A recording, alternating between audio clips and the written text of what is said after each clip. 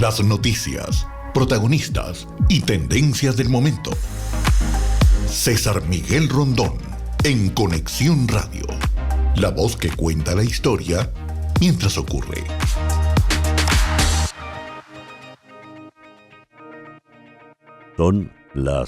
Muy buenos días. Son las 9 en punto de la mañana de este jueves 18 de enero del año 2024. Y en este momento, a las 9 en punto de la mañana, hora del este, usted está sintonizando En Conexión. En Conexión, por Éxito 107.1 FM, la emisora del sur de Miami, Territorio Éxitos. Usted también puede escuchar En Conexión en su teléfono celular, y eso lo puede escuchar gracias a la aplicación Actualidad Media Group. Esa aplicación usted la puede descargar de manera gratuita en su celular. Y si usted entra en éxito107.com, además de escucharnos, nos puede ver. Y aquí acuso el saludo de Jesús Grajirena, impactado por los desafueros contra los maestros sindicalistas en Barinas. Así es, todos impactados. María Fernanda Mazzarelli en Buenos Aires, Carlos Cuevas en Filadelfia. Altamira Bat dice, por alguna razón no tengo audio. Claro, porque en ese momento no había comenzado el programa. Espero que ahora sí tenga el audio. Se llama Altamira, mira. José de Villa desde Maracaibo, Alfredo Eduardo González con Marianela en Toronto, menos 10 grados y sensación de menos 18. María Alejandra Alfonso en Gainesville, Jocelina Costa en Midland, Texas, Guillermo Lozada en Johns Creek. Este tiene 24 Fahrenheit, eso le da menos 4 grados centígrados. El Nava está en Caracas, doña María Alicia Sifontes también en Caracas, siempre tan consecuente. Saeda Bon en Orlando. Se me saltó aquí Edgar Bravo en España. Joya en Toronto le manda saludos especiales a Barbarita, que los recibe con mucha alegría. Magali Hernández en Dublín. Antonio Rodríguez despuntando el alba en el desierto de Tucumcari, Nuevo México. Nancy Teresa Herrera en Valencia, Venezuela. Pepita Sampera en Houston. Sigue el frío y por supuesto las gripes. Celina Hernández en Londres. Juanita Cachacote en Guanta. Chere Ramos en Caracas. Fernando Chuecos en la Mérida Serrana.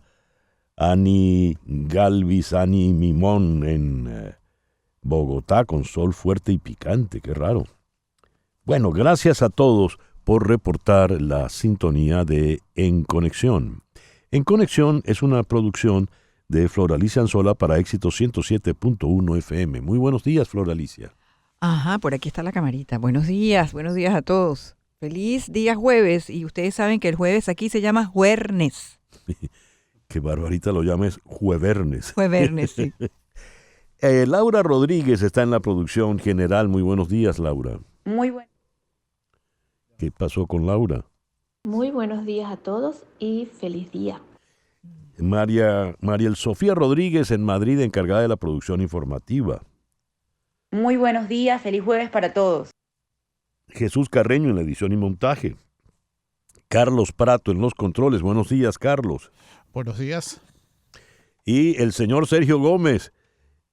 Buenos días, Buenos Sergio. días, me preparé para responder a la lista, ¿no? Estaba ausente como ya. Es como decir, antes que se pasaba la lista decían presente. Uh-huh. Y en los colegios piratas decían... Nunca fui a eso. Bueno, en los colegios piratas, en lugar de decir presente, decían a bordo. Ante el micrófono, quien tiene el gusto de hablarles, César Miguel Rondón.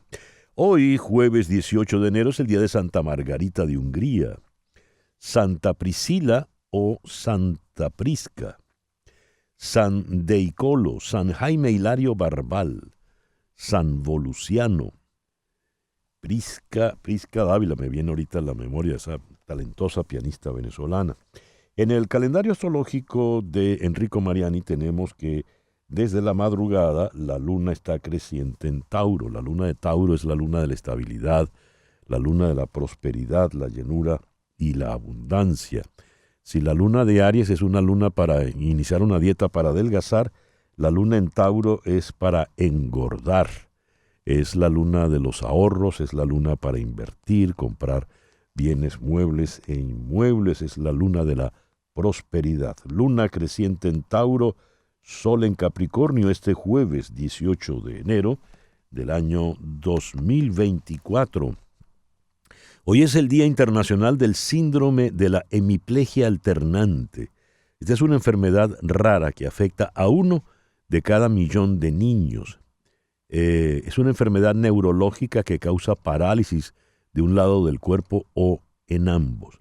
Y suele comenzar antes de que el niño cumpla 18 meses. Y es también el día de Winnie the Pooh. Esto porque el 18 de enero nació su creador, Alan Alexander Milne. Creó el universo de cuentos protagonizados por este osito, al que le queda la franela pequeña, y sus amigos Conejo, Tigre y el burro Igor, entre otros. Nuestro programa para el día de hoy lo vamos a comenzar en Bogotá con Roberto Denis de Armando Info. ¿Qué es el Centro de Inversión Productiva que ahora preside Alex Saab allá en Venezuela? En Buenos Aires vamos a conversar con el periodista Nacho Montes de Oca para ver el impacto que ha tenido en Argentina el discurso de Javier Milei ayer en Davos. En Davos también habló Antonio Guterres planteando la reforma, entre otros organismos de Naciones Unidas, donde él es secretario general. Habló, denunció el manto de impunidad en los conflictos mundiales, y también estuvo presente Volodymyr Zelensky. Este otro aspecto del foro de Davos lo vamos a analizar con la internacionalista María Alejandra Aristigueta desde Ginebra. En Ciudad de México vamos a conversar con la periodista Verónica Méndez. México registró en el año 2023 más de 30,000 asesinatos. Esta cifra terrible se da por 6º año consecutivo. Vamos a conversar en Caracas con el periodista Luis Carlos Díaz, experto en temas comunicacionales, tecnológicos, a propósito de los pinchazos de los que son víctimas los periodistas venezolanos. Este señor Cabello en su programa de televisión mostró conversaciones de chats de WhatsApp de periodistas y por lo visto pues son invasiones a la privacidad. Y nuestro foro en la mañana de hoy lo vamos a tener sobre este tema, la amenaza global de la desinformación en este 2024, año de elecciones y manipulación. El problema de la desinformación será especialmente relevante este año. La rivalidad se traduce al espacio virtual y no es extraño que las autocracias aprovechen dicho ring para buscar debilitar a las democracias. Esto lo tocaremos con la destacada internacionalista Brenda Estefan en Ciudad de México. Al repasar las efemérides del día de hoy, el 18 de enero de 1535 Francisco Pizarro funda la Ciudad de los Reyes, ciudad que los indígenas llamaban Lima, y Lima se quedó llamando hasta el día de hoy. Felicitaciones a los limeños.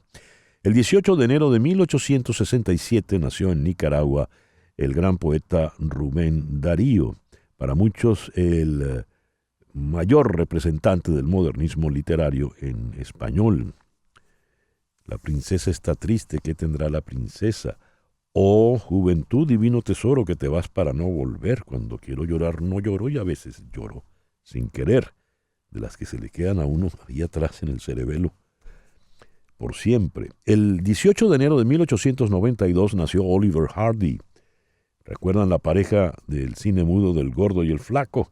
Pues Hardy era el gordo y Laurel era el flaco. Otro nacimiento en Hollywood, el 18 de enero de 1904, nació Cary Grant, británico-estadounidense, muy popular por su carisma, su elegancia.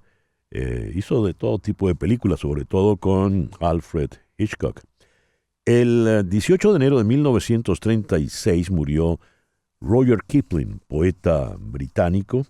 Entre sus libros está el libro de las Tierras Vírgenes, de donde se desprende el libro de la selva, que cuenta las historias de Mowgli, aquel jovencito criado por los lobos. También de él, el hombre que sería rey, que fue llevado al cine por John Huston con Sean Connery y Michael Caine. Magnífica película. Siguiendo en el mundo del cine, hoy está cumpliendo 69 años Kevin Costner, y también está cumpliendo años el español Fernando Trueba, quien ganase el Oscar a la película extranjera por La Belle Époque. Siguiendo con españoles, hoy está cumpliendo 53 años Pep Guardiola. Y al entrar en las efemérides musicales, seguimos con España, porque hoy está cumpliendo 79 años José Luis Perales. Y hoy está cumpliendo 74 años Claudia de Colombia. El 18 de enero de 1964 entra en la cartelera de los Hit 100 en Estados Unidos el primer tema de los Beatles, I Want to Hold Your Hand. Eso fue el 18 de enero de 1964. Hora de hablar con Hani Martínez Ward, tu abogada de accidentes. Hani, muy buenos días. Muchísimas gracias, y también para todos esos oyentes lindos que nos escuchan. Y bueno, hoy nuestras oficinas siempre abren, precisamente cuando hay fines de semana largo, cuando las personas se van de vacaciones, cuando vienen turistas a nuestra ciudad y el patrón de tráfico se pone atípico.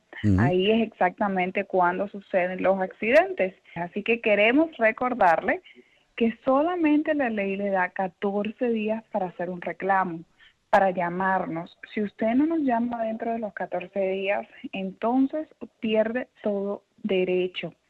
El error número 1 de las personas es desconfiar en la compañía de seguro, llamar al seguro pensando que le van a arreglar su carro, que le van a dar dinero, cuando es el contrario. El seguro está para proteger al culpable y no para darle los beneficios que usted se merece.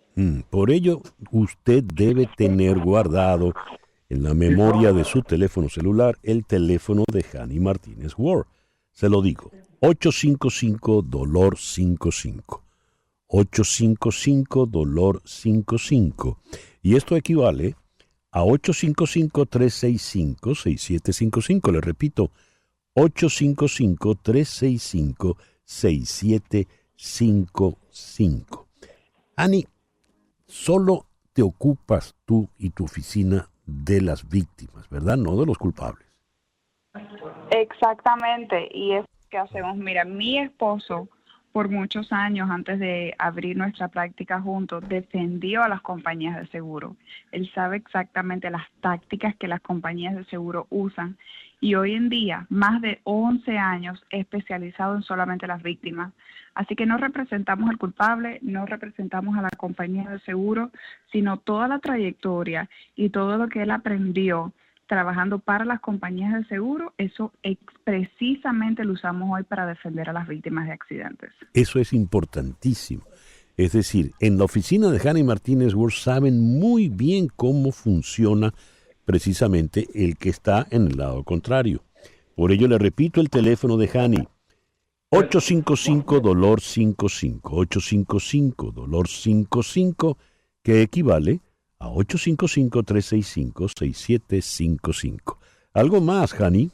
Eso es todo. Recuerde que puede pasar por nuestras oficinas, estamos abiertos, le podemos brindar un cafecito, un chocolate, y lo más importante, explicarle sus derechos, que usted no tome ninguna decisión sin saber qué es lo que le podemos ofrecer, cuáles son los derechos bajo la ley, y no lo que la compañía de seguro le quiera dar, le piense que le toca a usted, sino lo que la ley dice que es el dinero para las víctimas de accidentes. Muchísimas gracias, Hani. Muchas gracias. Hani Martínez Ward, tu abogada de accidentes, 855-DOLOR 809-556-1055. El editorial con César Miguel Rondón. El mundo sufre una epidemia de impunidad. La frase corresponde al portugués Antonio Guterres, secretario general de Naciones Unidas, tomada de su discurso del día de ayer en la cumbre de Davos, en Suiza. El mundo mira sin hacer nada, mientras civiles, en su mayoría mujeres y niños, son asesinados, mutilados, bombardeados, expulsados de sus hogares y se les niega el acceso a ayuda humanitaria, comentó en el mismo discurso el señor Guterres. El mundo mira sin hacer nada. Tomemos esta frase. Hemos oído abundantes críticas desde hace ya mucho tiempo contra el funcionamiento de los organismos internacionales. Naciones Unidas, en primer lugar, con buena parte de sus agencias, UNICEF, ACNUR, la UNCTAD, PNUD, la OIT.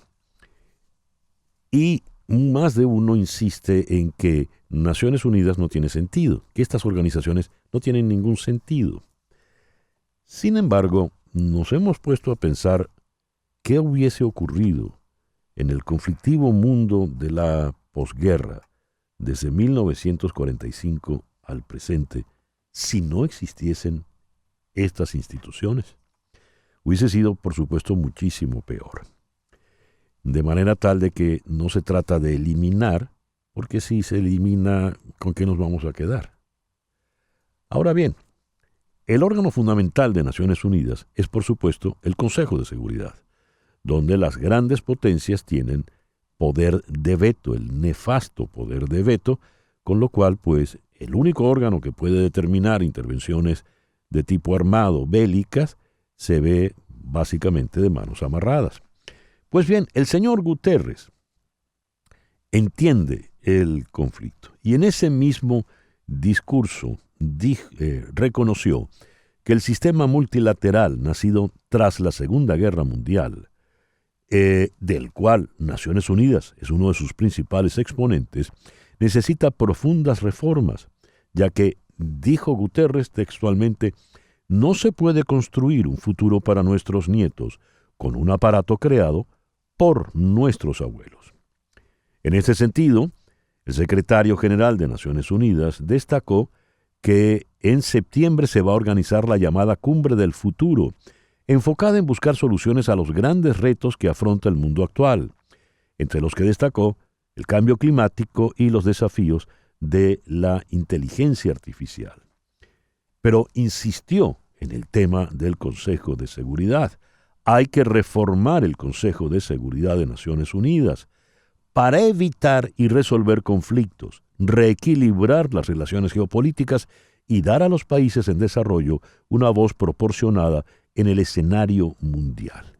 Esta es otra cita textual. Por supuesto, en el contexto de las guerras actuales, insistió en que, con relación a Gaza, hay que lograr un alto al fuego inmediato, la puesta en marcha de un proceso que se base en una solución de 2 estados. Esa es la postura de Antonio Guterres, quien afirma la única forma de reducir el sufrimiento y evitar una extensión del conflicto que incendie toda la región es el alto al fuego inmediato. Si eliminamos Naciones Unidas, como suelen decir los más radicales, come candelas, ¿con qué nos quedamos? Son las 9:21 de la mañana, una pequeña pausa, y ya regresamos con las noticias más importantes de este jueves 18 de enero. Continuamos en breve con César Miguel Rondón en Conexión Radio por Éxitos 107.1 FM. Y a las 9:24 de la mañana vamos con las noticias más importantes de este jueves 18 de enero. El fiscal ecuatoriano que investigaba el asalto de un grupo armado a un canal de televisión en Guayaquil fue asesinado ayer, miércoles 17, a tiros como parte del conflicto armado interno decretado por el gobierno de Ecuador para atajar la espiral de violencia desatada desde la semana pasada por grupos del crimen organizado. Tal como está redactada la noticia, he de aclarar que no fue asesinado por alguna acción del gobierno, sino en el contexto de este conflicto armado terrible por el que atraviesa Ecuador. La Fiscalía de Ecuador confirmó la muerte del fiscal César Suárez, quien días atrás había interrogado por la toma del canal TC Televisión a los 13 detenidos que el 9 de enero irrumpieron con armas y mantuvieron secuestrados a sus trabajadores durante varias horas mientras la emisión seguía en vivo. El Tribunal Supremo de Justicia de Venezuela nombró ayer a la magistrada Carislia Rodríguez como su nueva presidenta en sustitución de Gladys Gutiérrez, quien estuvo en el cargo desde abril de 2022. La nueva presidenta del tribunal instó a los magistrados, cito, a lograr grandes victorias como lo requiere este momento tan estelar de la historia del país. Fin de la cita.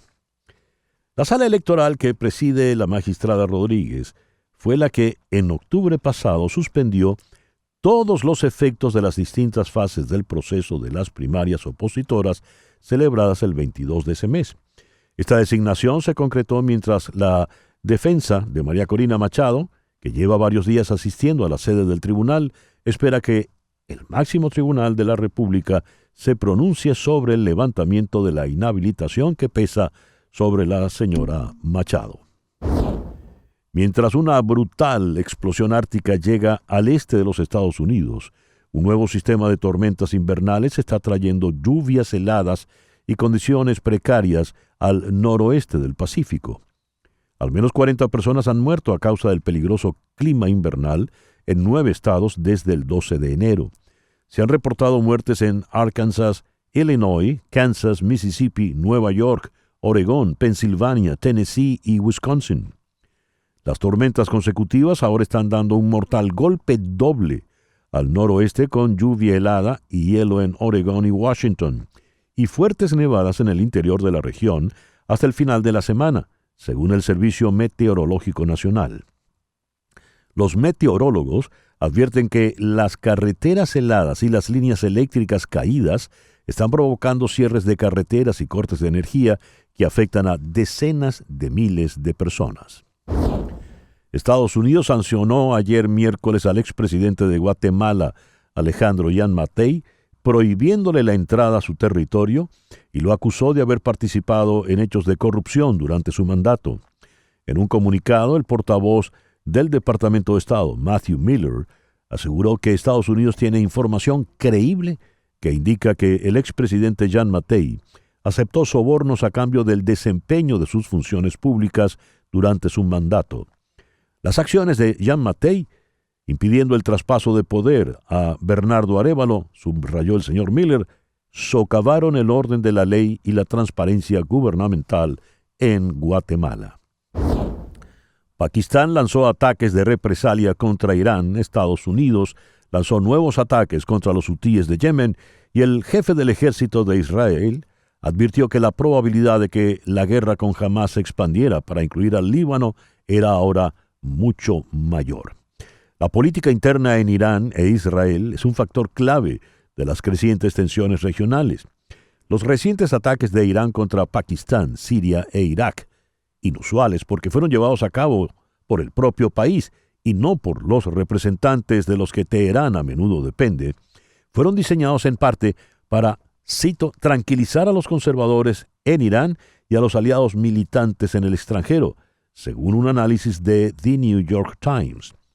El diario neoyorquino dijo, al tiempo que advirtió a Israel, Estados Unidos y los grupos terroristas, que Irán contraatacará si es atacado, según las voces que vienen de Irán. En Colombia, Fidel Hernández, líder político, miembro del partido oficialista Pacto Histórico, fue asesinado en Apartados, en el departamento de Antioquia, según denunció el presidente Gustavo Petro en sus redes sociales. Hernández era un reconocido líder social, miembro de la Junta de Acción Comunal del barrio Santa María, en el municipio de Apartado, e hizo parte de la campaña presidencial de Petro en 2022, según informó el mandatario, que publicó una fotografía del líder asesinado. Taiwán detectó más de 20 aviones de combate chinos alrededor de su territorio, según dijo hoy el Ministerio de la Defensa en la primera demostración de Pekín desde las elecciones presidenciales del sábado en esta isla, que ganó Lai Ching-te, actual vicepresidente del gobierno progresista democrático, que Pekín considera como un separatista. Entre las 24 horas y las 6 de hoy jueves, los sistemas de defensa de Taiwán detectaron 24 aeronaves y 5 barcos. 11 de los aviones cruzaron la línea divisoria que separa el continente de la isla, según el ministerio taiwanés. El presidente Joe Biden instó a los líderes del Congreso a aprobar rápidamente más ayuda para Ucrania en una reunión en la Casa Blanca en el día de ayer. Pero el empujón no logró cambiar el tono del presidente de la Cámara de Representantes, Mike Johnson, quien insistió en que cualquier ayuda para Kiev fuera acompañada de cambios sustantivos en la política fronteriza similares al proyecto de ley partidista del Partido Republicano de la Cámara, conocido como HR2. Aún así, el líder de la mayoría en el Senado, el demócrata Chuck Schumer, dijo que los negociadores estaban logrando progresos realmente buenos, mientras que el líder de la minoría, Mitch McConnell, predijo que la próxima semana podría considerarse un proyecto de ley que combine la seguridad fronteriza y la ayuda a Ucrania. Siguiendo en Estados Unidos, se espera que el Departamento de Justicia publique hoy una revisión de la fallida respuesta de las fuerzas del orden al tiroteo en la escuela de Uvalde, Texas, en 2022. Más de un año después de la tragedia que dejó 19 niños y 2 maestros muertos, la comunidad de Texas todavía está lidiando con por qué las fuerzas del orden tardaron 77 minutos en detener al pistolero. El video de vigilancia muestra a más de 370 oficiales reunidos en el lugar mientras el tirador deambulaba por 2 aulas contiguas, lo que plantea dudas sobre si se podrían haber salvado vidas si las autoridades hubieran actuado antes. Y a las 9:31 de la mañana vamos con nuestra primera entrevista en el día de hoy. Vamos a la ciudad de Bogotá, donde está el periodista de investigación del portal Armando Info, Roberto Denis. Roberto, muy buenos días. Muchísimas gracias por atendernos. Hola César Miguel, buenos días, un gusto estar con ustedes. Creo que pocos han investigado a fondo el caso de Alex Saab, tanto así que tu condición de exiliado se debe precisamente a esas investigaciones que has llevado adelante para Armando Info. Alex Saab ha regresado a Venezuela en una operación todavía para muchos desconcertante por parte de la administración Biden, y en Venezuela ha sido presentado como un héroe, como un gran trofeo para el régimen, y el señor Maduro le ha nombrado presidente del Centro de Inversión Productiva. ¿Se puede saber qué es este Centro de Inversión Productiva, Roberto? Sí, César Miguel, este Centro de Inversiones Productivas es una oficina, un ente, un organismo que creó Nicolás Maduro en el año 2020. Es un organismo que, curiosamente, a raíz del nombramiento de Alex Saab para presidir ese cargo, nos damos cuenta que mucha gente no sabía exactamente de qué se trata esa oficina, ese organismo, pero la verdad es que desde hace poco más de un año, año y medio, diría yo, este organismo tiene un rol clave en decisiones económicas en el país. ¿Y por qué tiene un rol clave en decisiones económicas en el país?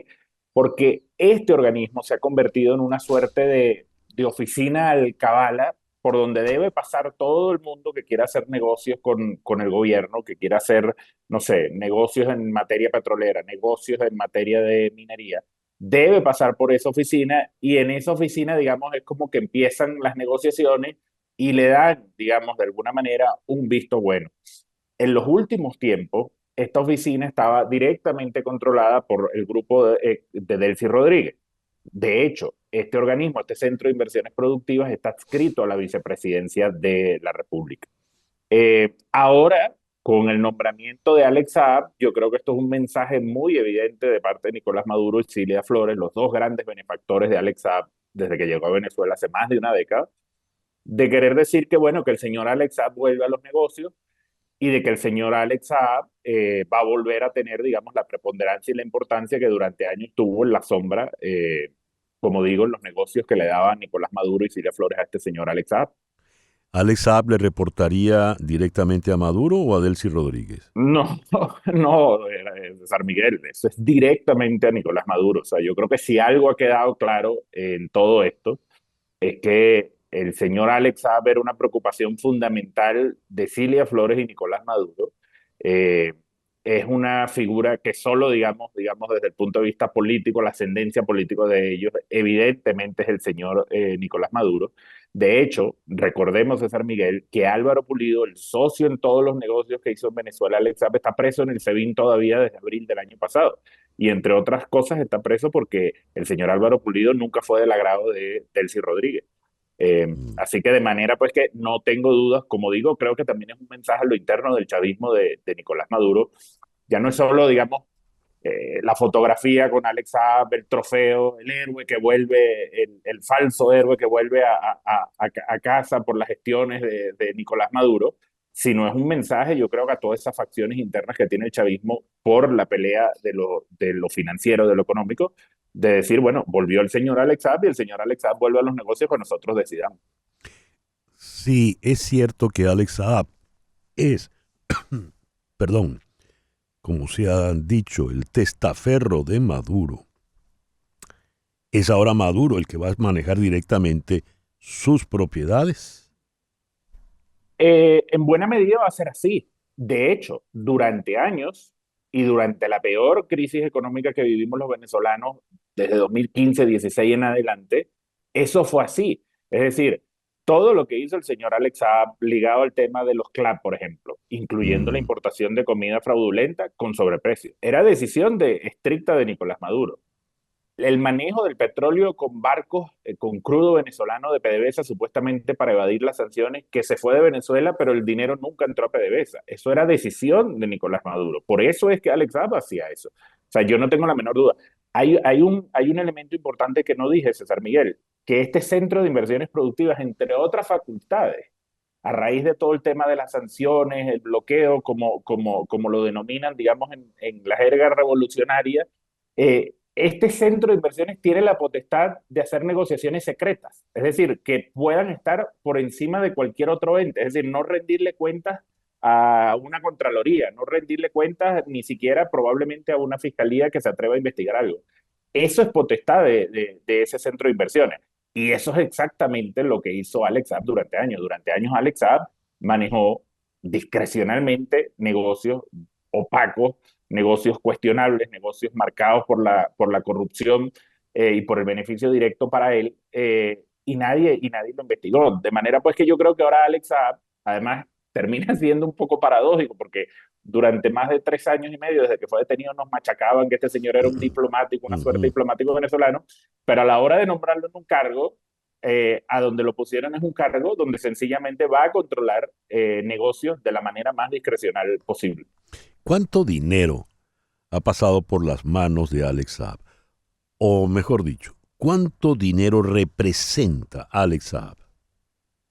A ver, bueno, tiene una doble connotación la pregunta, porque una cosa es cuánto dinero ha pasado por las manos de Alex Saab, que creo que otras veces lo hemos hablado. Yo siempre digo que por lo bajito, desde 2011, que se firma el primer contrato que él tuvo, que fue el de la construcción de las casas prefabricadas, casas que a día de hoy muchas de ellas no se han terminado, César Miguel. No sé si ahora las va a terminar él ahora, las va a terminar desde el Centro Este de Inversiones Productivas. Los CLAP, los beneficios que tuvo en el control cambiario, el oro, el petróleo, yo estimo que fueron alrededor de 10.000 millones de dólares. Pero otra cosa es cuánto vale este señor. Eso es distinto. ¿Y por qué digo cuánto vale este señor? Porque este señor, como bien sabemos, tiene demasiada información, sobre todo de Nicolás Maduro y Cilia Flores, de manejos económicos, negocios, financieros de la familia Nicolás Maduro y Cilia Flores. ¿Qué valor tiene eso? Y digamos, ¿cuánto puede valer eso? Bueno, no lo sé. digamos, esa es otra connotación. Recordemos, y siempre es polémico, y por mucho que la propaganda lo niega, el señor Alex Saab durante 2018 y 2019 estuvo en conversaciones con la DEA para entregarse. Ujú. Y si él estuvo en conversaciones para entregarse es porque estaba entregando información de gente más arriba de él. ¿Y qué gente puede ser esa más arriba de él? Nicolás Maduro y Cilia Flores. Bien, esto nos lleva, Roberto, al tema crucial. A ver, se insistió en que entregaron a Saab porque ya le habían sacado todo lo que querían sacarle. Léase toda la información que querían obtener de él. Uno supone, ingenuamente, que esa información sería para tener control, medrar, afectar el régimen dictatorial que está sobre Venezuela. Pero ese régimen sigue intacto, sigue feliz. Nicolás Maduro sigue de maravillas, recibe a su protegido como ese falso héroe que acabas de describir, y por lo visto no pasa absolutamente nada. ¿Qué tanta información cantó si eso fue cierto? ¿Cómo es que esa información no se ha traducido en la realidad, en hechos alrededor de Nicolás Maduro, por ejemplo? A ver, yo creo, César Miguel, y hay que ser, digamos, muy claro en esto, porque obviamente a raíz de toda, digamos, la propaganda que se ha creado alrededor del señor Alex Saab, obviamente se ha generado y difundido deliberadamente mucha desinformación. Quedó constancia durante las audiencias que tuvo que enfrentar el señor Alex Saab para ver si era diplomático o no venezolano, cosa que el juez Escola en diciembre del año 2022 dijo que no, que este señor no era diplomático nada, que todo era un ardid para tratar de evitar enfrentar el juicio. Quedó constancia en esas audiencias, como digo, y en documentos, que el señor Alex Saab entre 2018 y 2019 estuvo en conversaciones directas con funcionarios de la DEA. Conversaciones que, entre otras cosas, suponían que él se iba a entregar en mayo de 2019 a funcionarios de la DEA en una ciudad acordada, etcétera. Yo siempre he dicho que esas conversaciones de él, fundamentalmente estoy convencido un poco por la naturaleza de lo que ha sido su trayectoria, por decirlo de alguna manera, empresarial, junto a la de su socio Álvaro Pulido. Yo siempre digo que él ahí estaba negociando para salvar su pellejo. Es decir, yo creo que él en ese momento se dio cuenta que ya era verdad, que lo estaban investigando, que lo estaban, digamos, persiguiendo judicialmente por sus manejos financieros, y entonces él pensó que lo mejor era negociar y entregarse. Ahora, ¿qué información él entregó? Eso es, digamos, obviamente, de hecho, sigue siendo secreto en el expediente del caso. Uno se mete hoy en día en el expediente del caso judicial, que digamos, ya quedó cerrado con el perdón del presidente Biden, pero sigue habiendo documentos bajo sello. No tenemos, digamos, no ha trascendido ni siquiera qué ha podido, digamos, negociar. Pero si uno ve cómo funciona la justicia de los Estados Unidos, si uno ve cómo ocurren estas situaciones en otros casos similares con gente del perfil similar del señor Alex Saab, ¿por qué a los fiscales les interesa que entregue información? Porque creen que pueden ir por algo todavía superior o mayor que la propia figura del investigado, en este caso era Alex Saab. Yo creo que eso ha sido así. A lo mejor en un tiempo nos enteramos, no sé, se desclasifican documentos o lo que sea, y nos enteramos de qué pudieron ser esas negociaciones. Pero lo cierto es que a día de hoy no ha trascendido nada de eso. Lo único que se sabe es que en algún momento hubo unas transferencias de dinero por casi $12 millones controladas y hechas por instrucciones de la DEA, y el señor Alex Saab las hizo desde sus empresas. Y esto era para confirmar que había otros involucrados en su red de negocios. Pero de ahí en más es probablemente especulación, César Miguel. Ya. Roberto, muchísimas gracias por estos minutos en la mañana de hoy. Gracias a ti, César Miguel, y a todo el equipo, un gusto. Roberto Denis, periodista de Armando Info, nos habló desde Bogotá, 9:43 de la mañana. Una pequeña pausa y ya regresamos en conexión por Éxito 107.1 FM en Miami. En un momento regresamos con César Miguel Rondón en Conexión Radio por Éxitos 107.1 FM. Sintonizas a César Miguel Rondón en Conexión Radio por Éxitos 107.1 FM. Contratar los servicios de un abogado de inmigración es un asunto serio. por qué establecerse en Estados Unidos. Requiere de trámites que debes realizar solo con abogados con mucha experiencia y conocimiento del sistema. Y ese es el caso de las abogadas de Canero Fadul Immigration.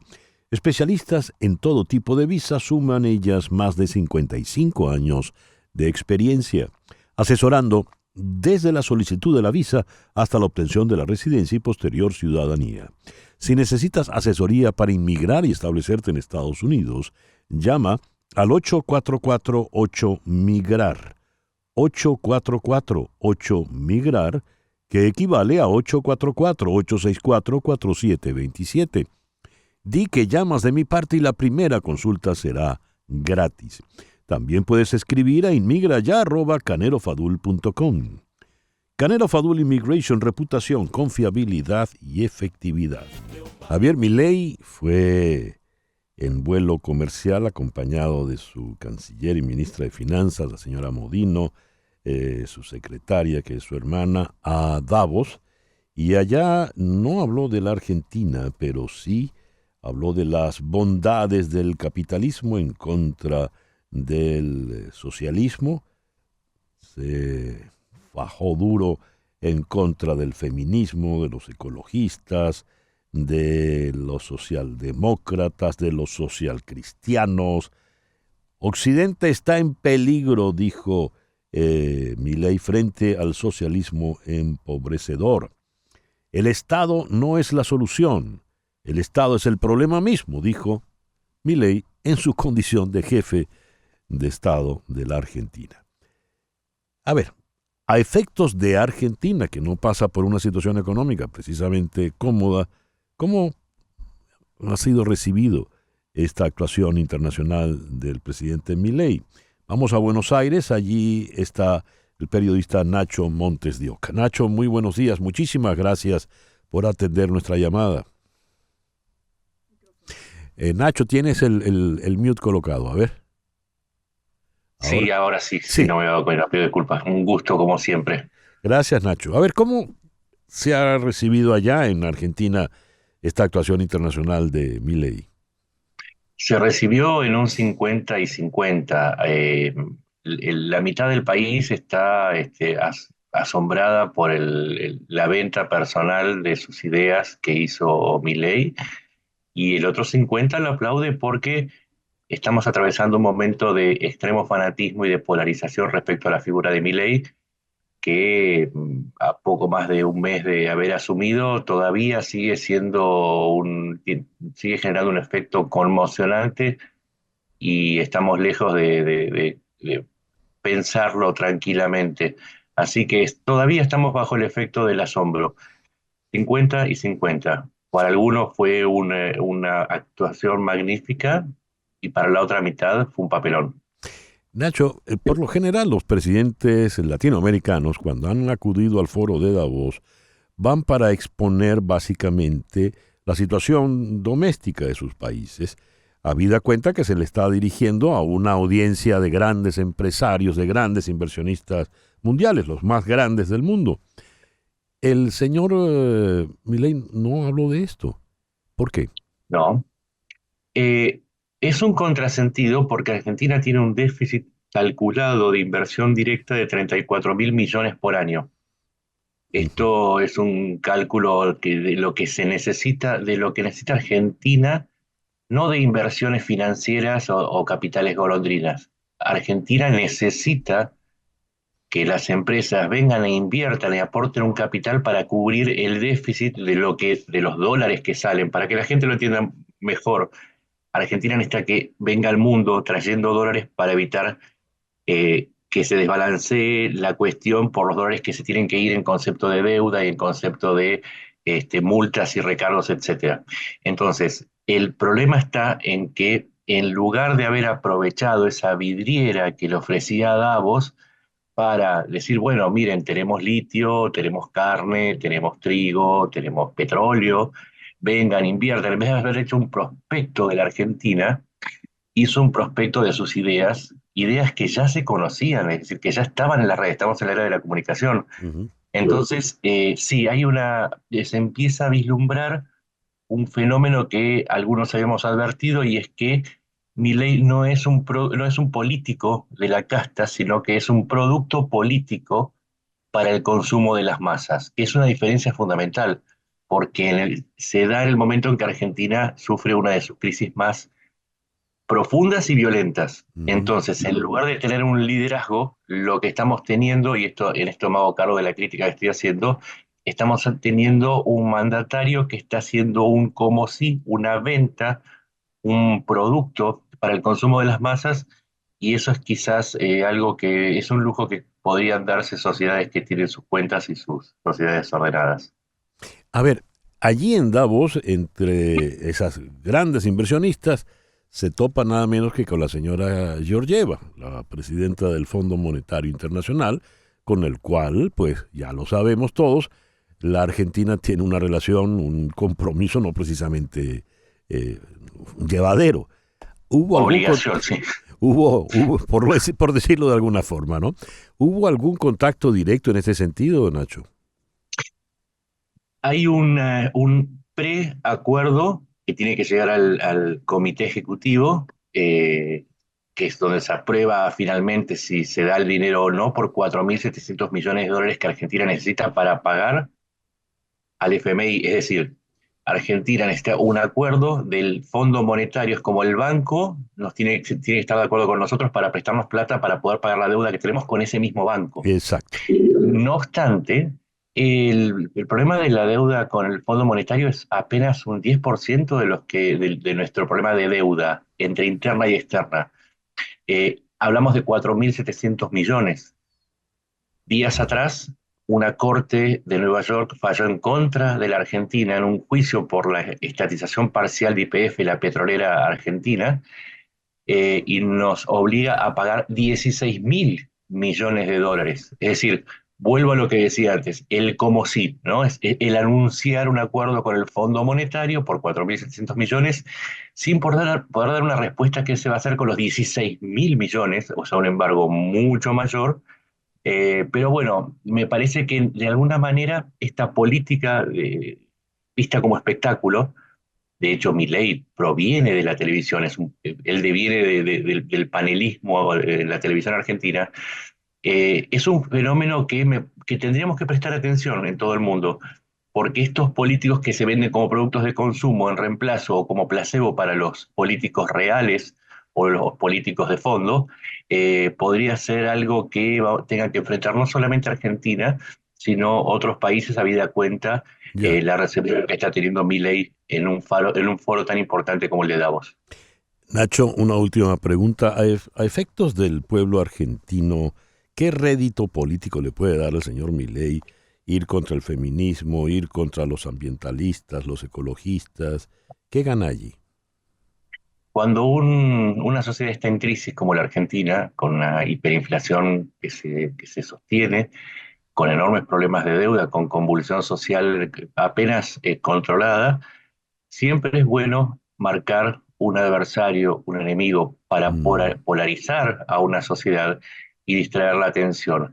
No hay nada mejor que una guerra para distraer un pueblo, y si esa guerra es interna, mucho mejor. Y si esa guerra no es cruenta, sino que es intelectual, y esto está, bueno, lo vimos a lo largo de la historia, si marcamos un enemigo que es difícil de ver, que es muy difícil de ver, por lo tanto difícil de combatir, sea socialismo, acá hay escondido un facho, acá hay escondido un comunista, acá hay escondido un socialdemócrata, es tan difícil de combatir ese enemigo que entonces la lucha se vuelve permanente, se vuelve difusa, y como nunca se gana, entonces seguimos todos arrolados y mirando y buscando y vigilando, totalmente estresados por la presencia y el combate de ese enemigo difuso, y nunca nos ocupamos de los problemas reales que a los que nos tenemos que enfrentar con un poco de realismo.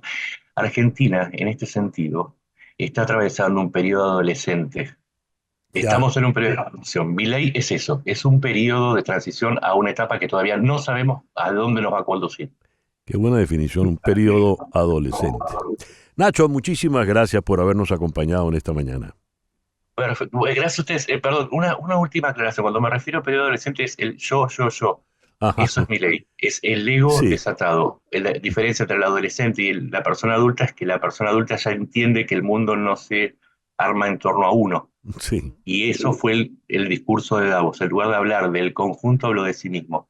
Quería aclarar esto porque si no, no podía muy ser bien. específico. Muy pertinente la aclaratoria. Gracias, Nacho. Gracias a ustedes. Nacho Montes de Oca desde Buenos Aires, 9:56. Las noticias de este momento en Conexión Radio. ¿Qué tenemos en este momento, Flor Alicia? Bueno, esta es una noticia que comparte la agencia AFP y me pareció muy curiosa y además una dulzura, para decirlo de otra manera. Cada martes, centenas de jubilados chinos acuden a la cafetería de una IKEA de Shanghái con la esperanza de encontrar una pareja, de enamorarse, de romper la soledad que invade el último tramo de su vida. Ese día los adultos mayores ocupan la mayoría de las mesas de la espaciosa cafetería de la tienda en Shanghái, despreciando esas clásicas albóndigas suecas que venden en esas tiendas por sus propios bocadillos, té y hasta bebidas alcohólicas traídas de casa. Esta cita semanal tiene más de 10 años de existencia, a pesar de la que la multinacional sueca intentó impedir que su cafetería fuera la sede de ese singular club de corazones solitarios. En China hay más de, escucha esto, 297 millones de personas de 60 años o más, y una cuarta parte de ellas son solteras. Estamos hablando de 74 millones de personas solteras mayores de 60 años, ansiosas de buscar compañía. Qué detallazo, ¿no? Entonces hay que ir a la cafetería de IKEA si tiene más de 60 años. En Shanghái. ¿Ah? Qué detallazo. Gracias, Flor Alicia. En el encuentro mundial en Davos se han dado otro tipo de discursos, hay otro tipo de angustias a considerar. El discurso del secretario general, Antonio Guterres, fue importante, ya lo comentamos en nuestro editorial, y allí también estuvo presente en estos tiempos de guerra y de total impunidad, como lo definió Guterres, Volodymyr Zelensky. Abordemos esta otra parte del foro de Davos. Vamos hasta Ginebra, donde está la diplomática internacionalista María Alejandra Aristeguieta. María Alejandra, gracias por estos minutos en la mañana de hoy, en tu tarde allá ginebrina. Gracias. Gracias a ti. Encantada de estar con ustedes hoy. Me gustaría tus impresiones de lo que ha sido Davos hasta este momento. Mira, la primera cosa que hay que señalar es que Davos se amplió a 2 días más. Tal ha sido su importancia, la cantidad de gente que está asistiendo y tan larga se ha convertido la agenda. Se ha convertido realmente, esto es un proyecto que ya tiene muchos años, tiene más de 30 años, pero se ha convertido realmente en el punto de encuentro, digamos, la cita mundial de enero. Y eso es súper importante. Ya. Zelensky hace una aparición sorpresiva, es la primera vez que acude a este foro y pide que el 2024 sea el año del fin de la guerra. ¿Quiere decir que podría no terminar este año? Definitivamente, él está vamos a decirlo, en campaña. Él ya ha iniciado su primera escala fue justamente en Berna para reunirse con las autoridades suizas para hablar de distintos temas. Hay un tema hay un escollo en la reexportación del material militar suizo que ha vendido a otros países europeos y que estos países querían venderle a Ucrania y ahí por ley en Suiza eso está prohibido.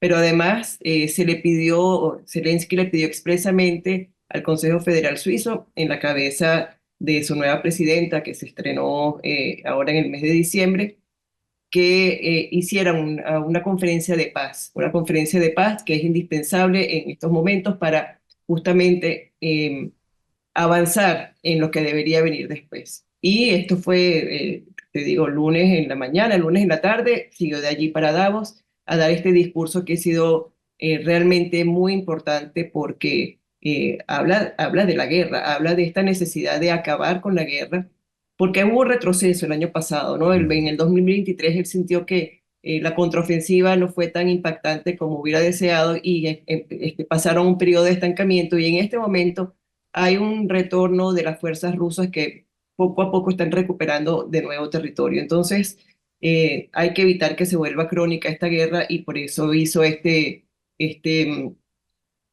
asistió a este evento porque es el evento más importante del año, como te decía hace un momento. María Alejandra, ¿qué otras intervenciones destacarías en el curso de Davos? Bueno, está definitivamente la intervención del secretario general de Naciones Sí. Unidas. Yo recibí, hace muy poquito, recibí el texto completo de su intervención y lo estaba viendo. Me parece que es una intervención muy oportuna. Está hablando de algo que hemos conversado tú y yo varias veces en distintos espacios, pero que además cada vez se ve más evidente, que es el final o la fragmentación tal del mundo que pareciera llevarnos al final de una forma de orden mundial, que era una forma de orden mundial en el que prácticamente todos los que estamos hoy en día viviendo, digamos, en este siglo XXI lo vivimos, pues que era primero el mundo bipolar y posteriormente el mundo donde estaba más bien gobernado por Estados Unidos y las organizaciones internacionales y los organismos en general y particularmente Naciones Unidas ha perdido mucha credibilidad y mucho peso. Por ello, él plantea la reforma de Naciones Unidas y muy puntualmente del Consejo de Seguridad. ¿A dónde está apuntando realmente el señor Guterres? Está apuntando a traer, a integrar de manera permanente a ciertas potencias emergentes como India, Indonesia, China, quizás Irán, quizás Sudáfrica. Eso no está del todo claro, eso se está negociando. Brasil definitivamente está aspirando a eso desde hace mucho tiempo y está en campaña desde hace mucho tiempo para tratar de conseguir este puesto de manera permanente. Acuérdate que hay 15 miembros no permanentes que van rotando. Sí. Venezuela lo fue un par de veces, en una de esas oportunidades fue Diego Arre quien presidió el Consejo de Seguridad. Entonces, lo que se está buscando es ampliarlo para tener una nueva forma de gobernanza, porque la gobernanza se está trasladando al G20, ¿te acuerdas? Cuando hablamos del G20 y el G7 los BRICS, etcétera, se está fragmentando.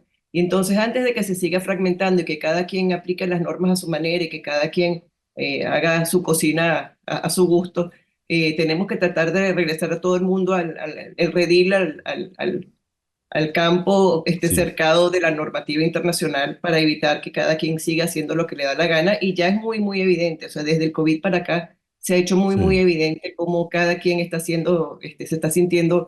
Él utilizaba una palabra que realmente me impactó mucho, que dice con total impunidad, Sí. y es que eso lo estamos viendo desde hace bastante tiempo y lo hemos padecido nosotros en carne propia, y ahora parece que se ha convertido en un fenómeno global.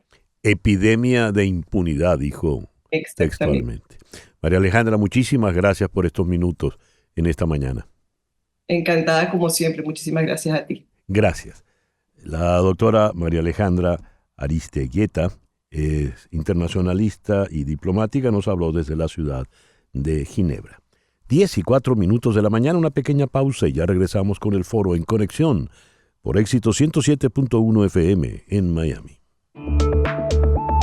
Una pausa y regresamos con César Miguel Rondón en Conexión Radio.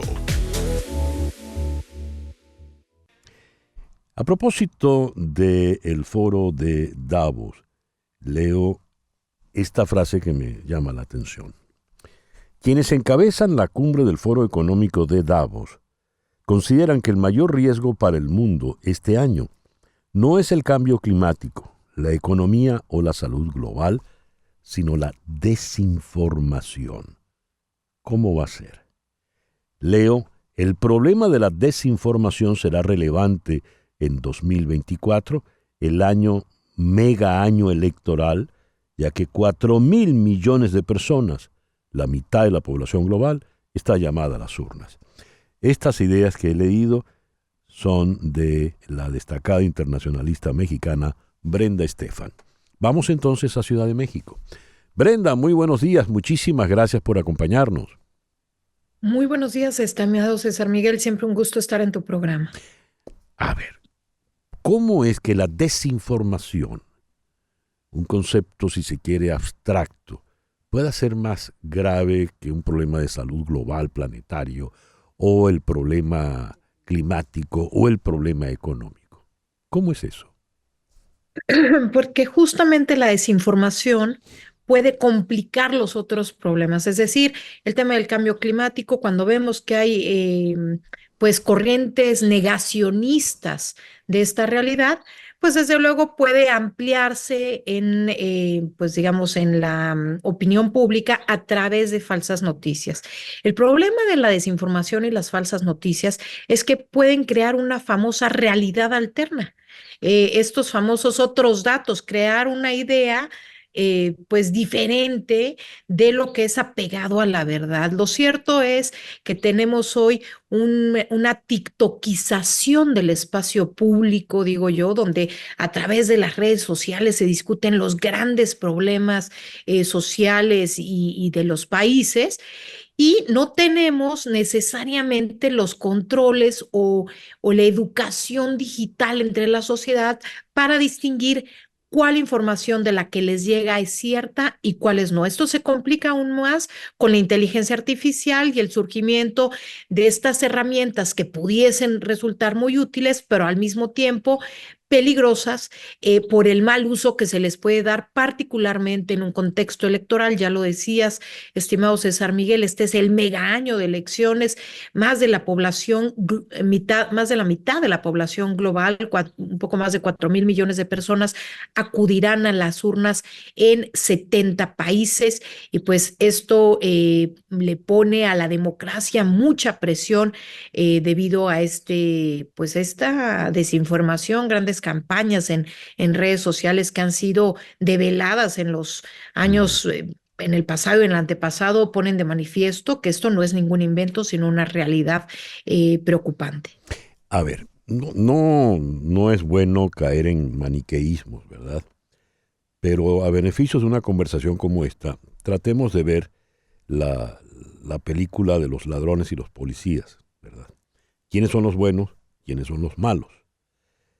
Los buenos, digamos, son los que defienden la verdad.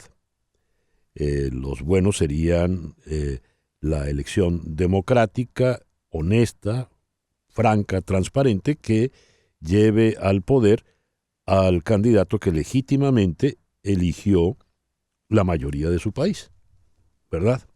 Si eso es así, ¿quiénes son los malos entonces? Aquellos que manipulan la información para que con mentiras y datos falsos puedan obtener un mayor rédito electoral o político. Aquellos que sabiendo y de manera consciente promueven información falsa a cambio de votos y que en el contexto actual de un mundo digitalizado utilizan pues hoy estas vías para ampliar este mensaje de desinformación. Ahora, el enemigo no necesariamente, o el malo, como lo pones tú, estimado César Miguel, no necesariamente está nada más dentro de un país. Es decir, no solamente es el adversario político interno, sino pudiesen haber también adversarios geopolíticos de las democracias que quieran debilitarlas, que se favorezcan del caos y que aprovechen este momento electoral para sembrar a través de, pues, de los espacios digitales, campañas de desinformación que generen caos en los sistemas democráticos para así desacreditarlos. En tu artículo mencionas a esta empresa israelí llamada Team Jorge. ¿Qué es este Team Jorge, Brenda? Pues resulta que un grupo de 20 medios de comunicación franceses se dieron a la tarea de investigar, pues, qué herramientas había en el mercado negro, digamos, de la desinformación. Y 3 periodistas se hacen pasar por un supuesto cliente francés que tiene interés en buscar este tipo de, entre comillas, soluciones. Van a Israel y se entrevistan con los directivos de una empresa llamada Team Jorge. Es pública esta información, la dio a conocer el diario Le Monde, hay varios reportajes sobre el tema, y bueno, básicamente los directivos de la empresa les dicen, nosotros te solucionamos el tema, hemos intervenido en docenas de elecciones, en varias de ellas con mucho éxito, y les hablan de pues lo que ellos consideran soluciones llave en mano, en donde les dicen podemos hackear cuentas de correo, generar documentos apócrifos, generar ecosistemas de, no solamente de, digamos, de bots, sino de bots entre comillas reales, es decir, bots que tengan un historial, que tengan una cuenta con fotografías, con una familia, que estén ligados a perfiles de varias cuentas en redes sociales, que tengan una dirección física, ficticia, digamos, pero este tipo de servicio multiplicado por miles lo ofrece Team Jorge al mejor postor, digamos, aquel que lo necesite y que esté dispuesto a pagarlo. Y pues esto vuelve el mundo digital muy complejo. De por sí tenemos el tema ya de los algoritmos de estas redes sociales que generan pues estas cajas de resonancia de nuestras ideologías y fomentan de cierta forma la polarización. A esto habría que sumarle pues estas miles de cuentas que muchas veces no son reales, aunque lo parecieran y tuvieran pues casi Ya. una identidad. Entre las muchas elecciones destaca la elección del próximo presidente de los Estados Unidos. La primera vez que compitió el señor Trump, que ganó a la señora Clinton, hubo una campaña muy extensa hablando de la intervención rusa en ese proceso electoral. Me gustaría preguntarte en primer lugar qué fue aquello y en qué terminó la investigación, y dos, qué podría ocurrir ahora con la nueva elección en Estados Unidos en este contexto que estamos hablando de la desinformación. Bueno, sí, se ha documentado que en la elección que comentas, hace pues ya 8 años, el gobierno ruso a través de Grupo Wagner, que tenía o tiene un grupo digital, digamos, un brazo digital que busca justamente promover los intereses rusos o los intereses del Kremlin a través del mundo virtual en diferentes latitudes, pues había interferido en la elección estadounidense. Esto fue ampliamente documentado y bueno, no sorprendería que en el contexto actual de caos en la democracia estadounidense, sin duda más allá de intervenciones extranjeras, pues quiera aprovechar el Kremlin para volver a hacer leña del árbol caído y utilizar el momento para sembrar esta desinformación y este caos digital. China es otro que, bueno, el año pasado Meta dio a conocer que había bajado una campaña de desinformación conocida como Spamuflash, que involucraba miles de cuentas en Instagram, Facebook, Twitter, X, con mensajes a favor de China y en contra de Estados Unidos. Este tipo de ejercicios pudieran replicarse, César Miguel. Y estamos en este momento en Ciudad de México contigo, y esa es otra de las elecciones. Aunque pareciera que aquí no va a haber mayor dilema, ¿o sí, Brenda? Yo creo que México también va a ser epicentro de esta lucha sucia, digamos. Si bien México no es uno de los grandes actores geopolíticos, sí es el vecino de la mayor potencia mundial y adversario pues de todo este famoso eje de la resistencia, en fin. Entonces creo que también México puede convertirse en pues terreno fértil para este tipo de desinformación. Ya hemos visto cómo en campañas como la de Brasil el año pasado para la presidencia, pues se documentó que había habido un amplio uso de la desinformación a través de las redes sociales. Me parece que México no será la excepción y que estaremos viendo también el mal uso de la inteligencia artificial con fines de manipulación del electorado, desgraciadamente, César Miguel, más allá de los esfuerzos que puedan hacer los gobiernos, de los códigos de conducta de los medios de comunicación, de las pues de los esfuerzos de fact-checking, ¿no? Control de información, pues cada uno de nosotros estamos obligados a verificar las fuentes de la información que consumimos en un contexto tan particular como este. Ya para cerrar, quisiera salir del tema y hacerte una pregunta con un perfil un poco más personal. Todo parece indicar que el país que culturalmente ha definido América Latina con un patrón machista ha sido México, después de décadas de cine mexicano y de tantas rancheras tan viriles, por decirlo así. Resulta que todo parece indicar, decía, la próxima presidenta de México va a ser una mujer. Tú como intelectual mexicana, como mujer, como destacada profesional, ¿cómo ves eso? ¿Cómo te sientes? Pues a mí me llamaba la atención que hace apenas algunos meses, no solo hombres, sino incluso mujeres me decían, México no está preparado para una presidenta mujer.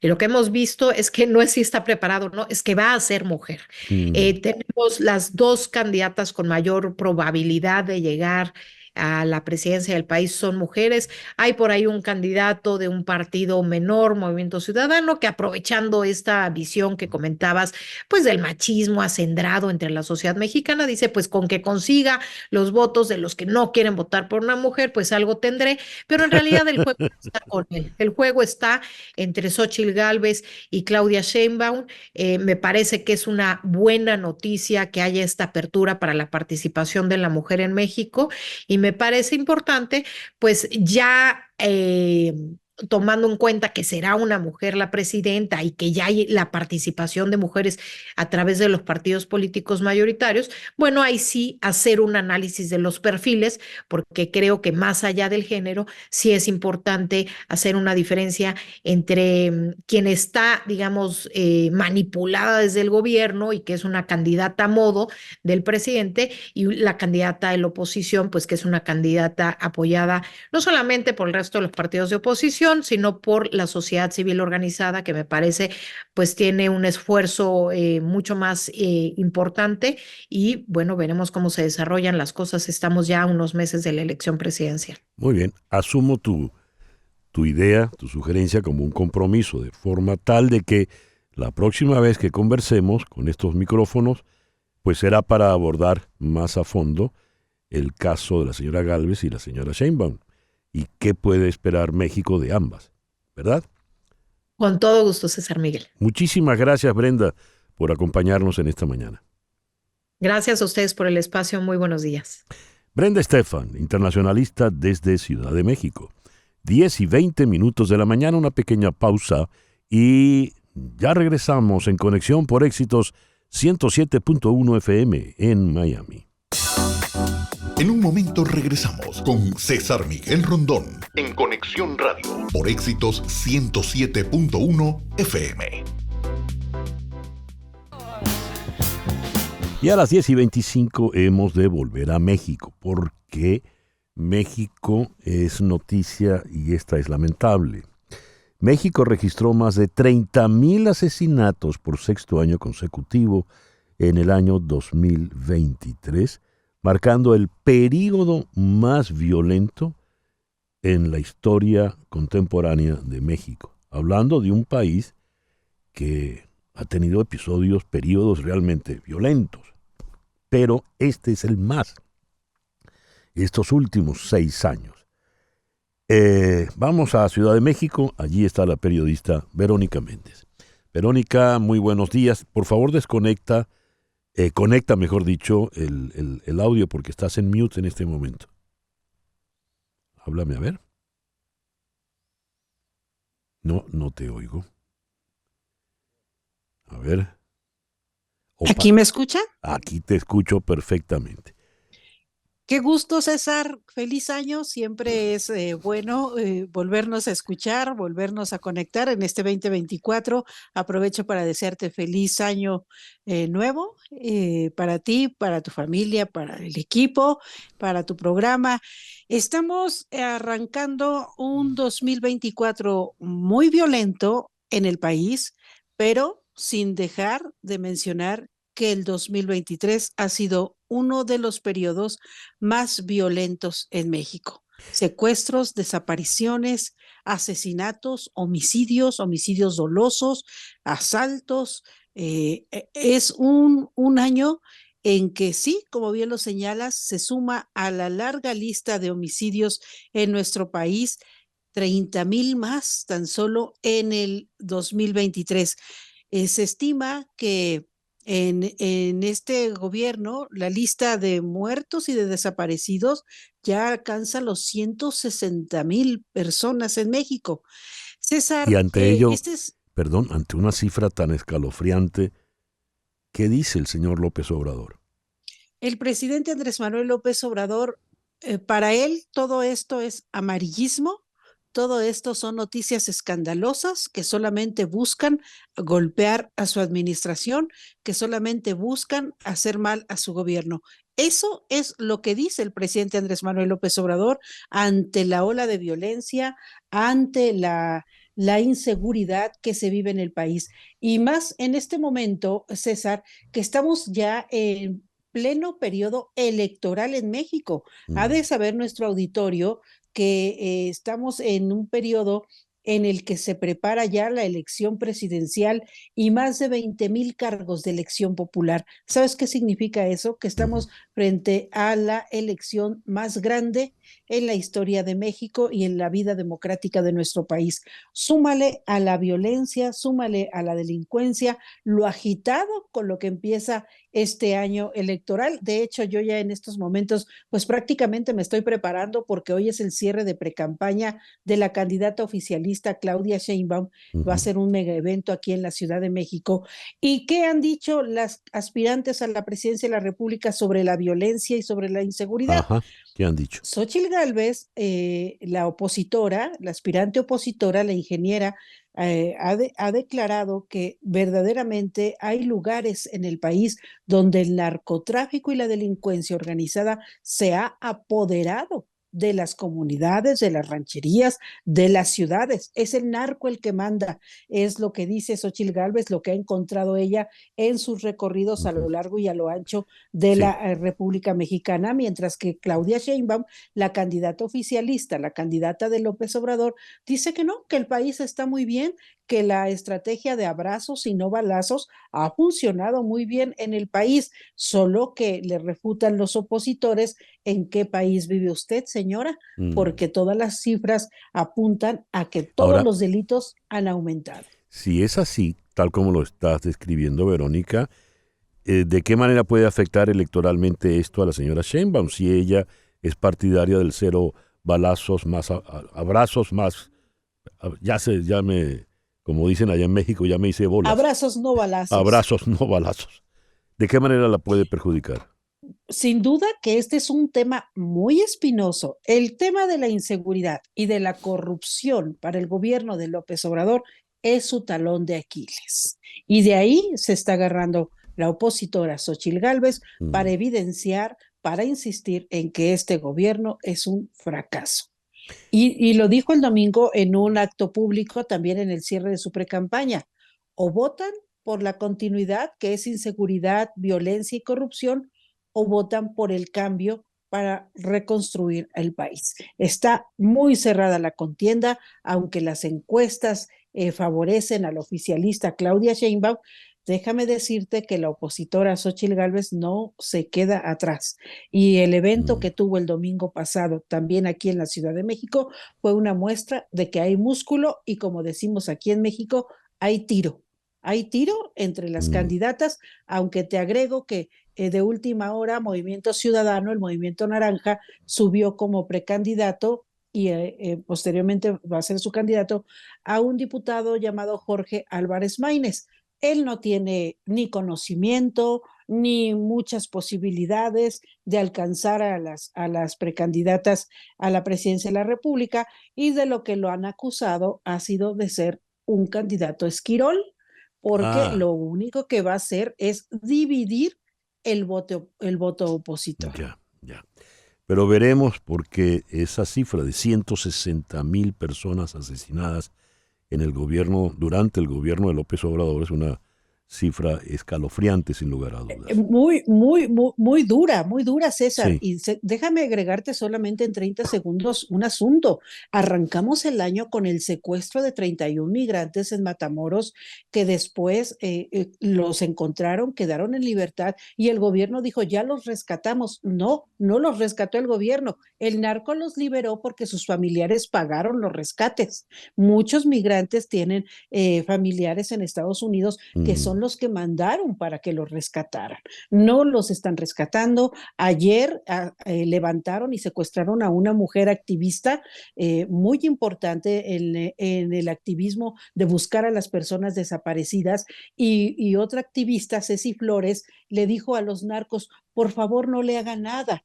Imagínate en qué escenario estamos, César, cuando la gente ya mejor le dice a los narcos, habla directo con los narcos y les dice, por favor no le hagan nada, por favor cuiden, protéjanos, saquen a sus bandas de aquí, su jefe de plaza ya se está pasando de listo, cuando la gente está hablando directamente con los narcos y no espera la seguridad del gobierno. terrible. Verónica, muchísimas gracias por atendernos en esta mañana.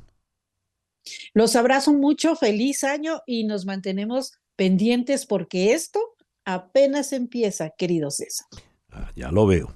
Verónica Méndez, periodista desde Ciudad de México, 10:33. Las noticias de este momento en Conexión Radio. ¿Y qué noticia tenemos en este momento, Floralicia? Una muy buena, y es que el arrecife de coral de aguas profundas más grande del mundo ha sido descubierto frente a la costa este de Estados Unidos. Es un enorme paisaje marino de 6.4 millones de acres que se extiende desde Miami hasta Charleston, en Carolina del Sur. Esto según la Oficina de Exploración Oceánica de la Administración Nacional Oceánica y Atmosférica, NOAA, según sus siglas en inglés. Eso lo hace más grande que Vermont. El descubrimiento, publicado el 12 de enero en la revista Geomatics, refuta una creencia arraigada de que la meseta de Blake, en el Atlántico, podría ser una zona muerta. En cambio, los científicos encontraron un ecosistema impresionante, poblado por densos matorrales de coral, formador de arrecifes. Durante años pensamos que gran parte de la meseta de Blake estaba escasamente habitada y era sedimento blando, dijo el jefe de operaciones de exploración oceánica de la NOAA, Casey Cantwell, en un comunicado de prensa. Es una excelente noticia. Ya lo veo. Gracias, Floralicia. Y ahora hacemos contacto aquí en la ciudad de Miami con nuestra muy estimada, la doctora Michelle Canero, abogada especializada en los temas migratorios del escritorio Canero Fadul Immigration. Querida Michelle, muy buenos días. Muchísimas gracias por acompañarnos. César. ¡Feliz Año Nuevo! Feliz Año Nuevo, lo mejor para ti, toda tu familia, tus pequeñitos y por supuesto para toda tu oficina. Muchas gracias.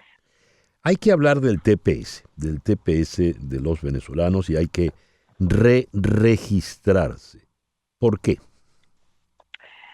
Bueno, para las personas cuyos TPS está por expirar en el 2024, tienen que hacer el registro para extender el TPS para el nuevo periodo que va hasta 2025.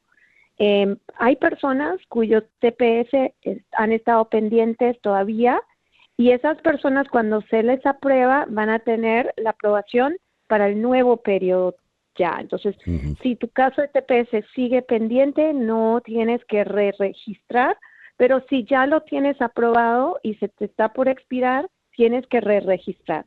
Y esta es la situación del TPS. Cada 18 meses la administración va a anunciar si lo van a extender, por cuánto tiempo lo pueden extender. El máximo periodo de tiempo que lo pueden extender son 18 meses y con cada extensión hay que hacer una nueva aplicación. Las personas cuyas aplicaciones para el primer periodo de registro siguen pendientes durante la segunda, tienen la extensión automática. Ya. Ahora, teniendo TPS, ¿eso qué tipo de estatus te va a dar? Bueno, el TPS aprobado, no pendiente, pero el TPS aprobado es un estatus. Entonces, eso significa que estás aquí con un periodo de tiempo en el cual se considera que tienes legalidad.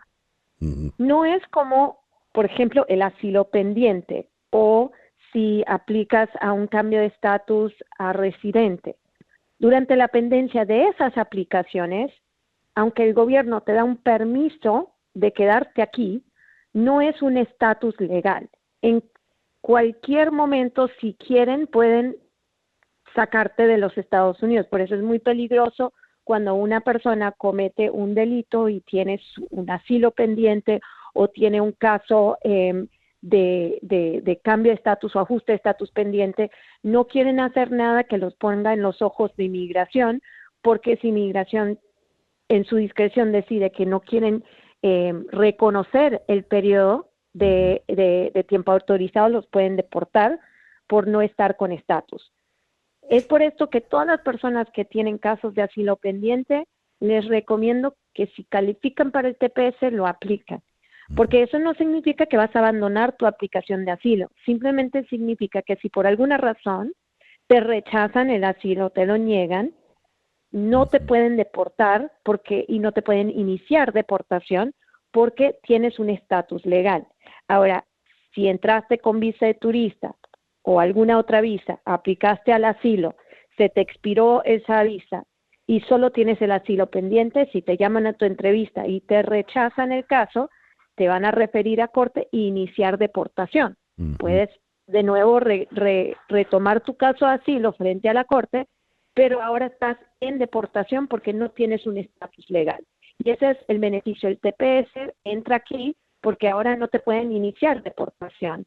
Simplemente van a decir, te negamos tu asilo y ahí acabó. Y tienes un estatus legal. Con el TPS puedo trabajar en cualquier parte y puedo viajar, por ejemplo, a Venezuela. Es posible viajar si pides el permiso de viaje de TPS. No puedes salir sin ese permiso de viaje, igual no puedes trabajar sin que te aprueben el permiso de trabajo. No es que automáticamente lo tienes cuando te aprueban el TPS, tienes que hacer esas aplicaciones aparte. En cuanto a los viajes a Venezuela, cuando una persona tiene TPS, el permiso de viaje es para donde quieras ir. El TPS no es como el asilo, no estás pidiendo refugio de tu país, te están dando un estatus protegido porque los Estados Unidos han reconocido que las condiciones en tu país están inestables. Eso es diferente que asilo, donde estás pidiendo refugio por persecución a tu persona, por parte del gobierno o actores por parte del gobierno. Entonces, es muy diferente. Si tú pides asilo, no puedes ir de vuelta a Venezuela. Porque ahora estás básicamente diciendo, oye, ya no existe la persecución. Pero con el TPS sí. Y esto es donde cruzan los dos. Si tú tienes TPS, pero también has en algún punto pedido asilo, yo recomendaría que nunca viajes a Venezuela. Porque si no te pueden alegar que cometiste fraude en tu asilo. ¿Cómo vas a decir que tengo temor de regresar a mi país para recibir un beneficio como el asilo pendiente y después el momento que puedas regresar con el TPS, te vas? Entonces, el problema es que las personas que viajan con el TPS a Venezuela y han tenido un asilo, cuando regresan, les están dando problemas al entrar. El TPS es una decisión ejecutiva. Por lo tanto, un cambio de presidente o el presidente cambia de parecer, ¿se puede eliminar el TPS? Es absolutamente correcto. Por eso a todas las personas que tienen TPS les recomiendo, si tienen trabajo, que hablen con sus empleadores a ver si están dispuestos a apoyarlos en un proceso de residencia.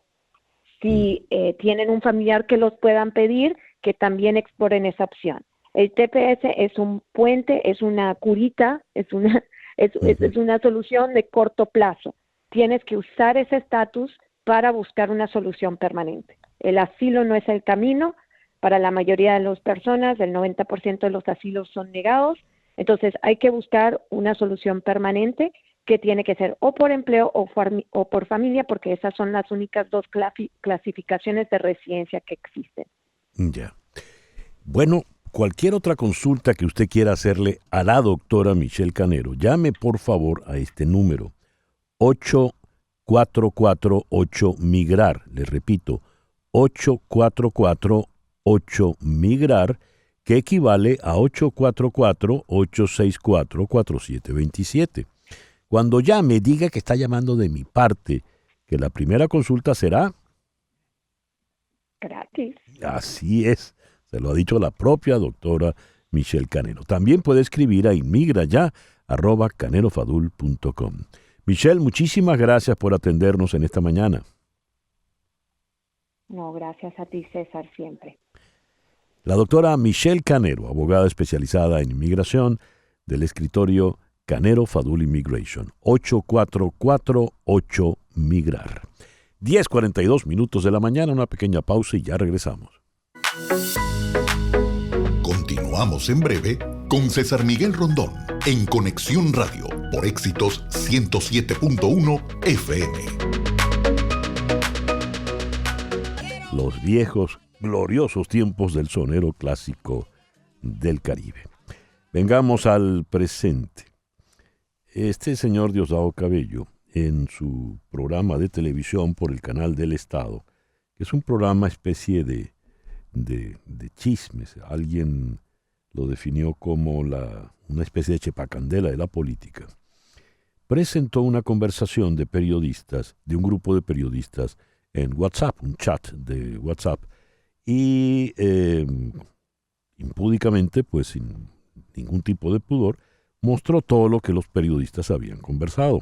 Más allá de la impunidad con que presenta la manera en que él entra en una conversación de estas, ¿cómo se obtiene? Cuando usted entra en WhatsApp, dicen, esta conversación está encriptada de comienzo a fin, pero no por lo visto para los servicios de espionaje del régimen venezolano. ¿Qué ocurrió aquí? ¿Y de qué manera se puede proteger usted, sea o no un periodista, y más un periodista venezolano? En Caracas, en la línea telefónica, está el periodista Luis Carlos Díaz. Luis Carlos, muy buenos días, gracias por atendernos. César Miguel, un abrazo gigante, buen día. A ver, ¿qué ocurrió en esa conversación que este señor Cabello puso en su programa?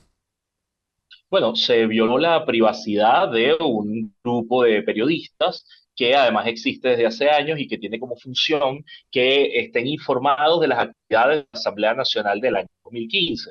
Es un grupo que tiene una vulnerabilidad grande, primero por la antigüedad, tiene ya mucho tiempo funcionando, y segundo, por la cantidad a él. Es un grupo que le avisan cuándo son las sesiones de la Asamblea, y lo que surgió hace una semana fue la pregunta de algunos periodistas sobre el quórum, cuántas personas, digamos, quiénes eran los diputados y demás, cosa a la que la Asamblea se negó, no informaron, fueron opacos en eso. Ese ruido, esa discusión que hay en ese grupo, aparece en el canal de televisión, y por supuesto que la principal sospecha al respecto es que haya sido una información fugada de alguien que es parte del grupo y que la pasó a servicios de inteligencia del Estado o a agentes del Estado. Lo que quiero decir con esto es que no se trata de una intervención sofisticada en términos informáticos en el que hayan roto la seguridad de WhatsApp, sino que se fueron por lo más barato, que es la gente. Y sé que suena muy duro decirlo en términos de espionaje, de dobles agentes, de filtración. En un sistema como el venezolano, que ha aprendido tanto del de Cuba, es tener delatores. Y los delatores pues tienen un precio, tienen alguna fidelidad, alguna lealtad, trayendo información de grupos. De manera tal de que aquí no se violó ese encriptamiento de WhatsApp. Sencillamente compraron a un soplón, un topo, como se decía en el viejo lenguaje de los espías. Sí, hay que estar investigando continuamente cuál es la capacidad técnica que tiene el Estado en cuanto a intervención de comunicación. Y en Venezuela se dice que el Estado no tiene aún la capacidad de quebrar la encriptación de WhatsApp por varios indicios. Primero, a quién le ha comprado el software o el hardware con el que están trabajando los organismos de inteligencia. Adquirido algunos aparatos piratas como el Celebrate, que es un aparato israelí, pero que Venezuela no pagó la licencia a los israelíes, así que básicamente tiene un juguete vacío. Enjuiciado a presos políticos por conversaciones en WhatsApp, lo que suelen hacer son fotomontajes. Lo que suelen hacer es decir, tenemos a este diputado preso, revisamos el teléfono y sacamos esto, y cuando lo muestran, o accesos telefónicos a través de tortura, es decir, a la gente le quitan los teléfonos, la golpean y luego sacan cosas de sus aparatos, o dos, fotomontajes, inventan conversaciones y las presentan en láminas de PowerPoint. Entonces, hasta ahora no ha habido un indicio de que puedan quebrar ese nivel de seguridad, y de hecho hay otra manera de determinarlo, y es que incluso temas de inteligencia de Brasil, de Colombia, de otros países no han podido, y son ellos, sus servicios o su sistema de justicia, los que le piden a WhatsApp acceso a esa información, y WhatsApp le dice tampoco. Cuando se habla de cifrado punto a punto, el cifrado está en un teléfono central, la plataforma central tenga acceso a esa información. A ver, ¿cómo es que entonces este señor puede presentar esto? Como decía yo, sin ningún tipo de pudor. Yo me valgo de informantes, me valgo de lo que coloquialmente en Venezuela se llama sapos o de topos. ¿Eso cómo hemos de interpretarlo? ¿Cómo lo interpretas tú? en tanto periodista y usuario de esas redes. Eso tiene ya más de una década ocurriendo y lo que demuestra es que en Venezuela no hay Estado de Derecho, no hay independencia, porque ahí sí se violó la privacidad del grupo. Es decir, no es que es un atentado contra la plataforma, pero sí se viola la privacidad de las comunicaciones del grupo y además es parte de un combo. Recuerden que en ese mismo programa se han puesto telefónicas pinchadas, cosa que también es un crimen, o información interna, cosas que se sacan de manera ilegal. Entonces, lo que demuestra es que el Estado venezolano actúa. Y otro elemento que se pone poco en discusión, pero que es importante, y es que los medios de comunicación estatales son parte del aparato represivo. Eso es clave porque en Venezuela se están investigando de lesa humanidad, gente que ha sido detenida, desaparecida, torturada, asesinada por el Estado, pero en muchos de esos casos siempre se arranca por la estigmatización en medios de comunicación. Y eso fue lo que ocurrió. El mensaje no solamente se filtra, sino que en la televisión del Estado se dice esta gente conspira o esta gente trabaja para el gobierno interino y no les han pagado todavía. Es decir, hay una criminalización del ejercicio periodístico y eso es parte también de un esquema de violación masiva de derechos humanos. Entonces ocurre justamente porque el aparato se sirve a sí mismo, es decir, mantiene el poder y usa método impunemente, abiertamente en televisión para demostrar que viola las leyes. Ya. Luis Carlos, muchas gracias por estos minutos en la mañana de hoy. Gracias. Tenemos esa dificultad en las comunicaciones con Venezuela, ¿no? Cuando las hacemos por el Zoom son como cíclicas, ¿no? Sí, es como que cada 15 segundos falla la señal de la imagen y entonces se corta parte del audio. Es un tema, creo que vamos a tener que hacer las entrevistas en paralelo, en el Zoom y llamando por teléfono para no perder por lo menos la voz. Sí. Porque es muy valioso contar con la entrevista completa. Así es. 10:53. Las noticias de este momento en Conexión Radio. Y ya para cerrar, ¿qué tenemos, Flor Alicia? Sí, la policía ecuatoriana detuvo a 2 sospechosos del asesinato el miércoles ayer de un fiscal antimafia que investigaba el reciente ataque armado a un canal de televisión en Guayaquil, según indicó este jueves un responsable de esa fuerza, el comandante de la policía, el general César Zapata, a través de la red social. Agregó el señor Zapata que entre los indicios hallados por agentes figuran un fusil, 2 pistolas, cargadores y 2 vehículos. En fotografías difundidas por el comandante también se observan uniformes de instituciones públicas y otras prendas de vestir. El fiscal Suárez fue asesinado a tiros ayer cuando circulaba en su vehículo por un barrio del puerto de Guayaquil. La policía halló después un vehículo incinerado y que tiene relación con este crimen. Terrible esto del Ecuador. Uh-huh. El fiscal fue el que interrogó a los que irrumpieron en el canal de televisión el día 9 de enero. Sí, César, y la fiscal general Diana Salazar dijo que ante el asesinato del compañero César Suárez, los grupos de delincuencia organizada, los criminales, los terroristas, no detendrán nuestro compromiso, dijo ella, con la sociedad ecuatoriana. Ya. Gracias, Flor Alicia. Son las 10:54 de la mañana.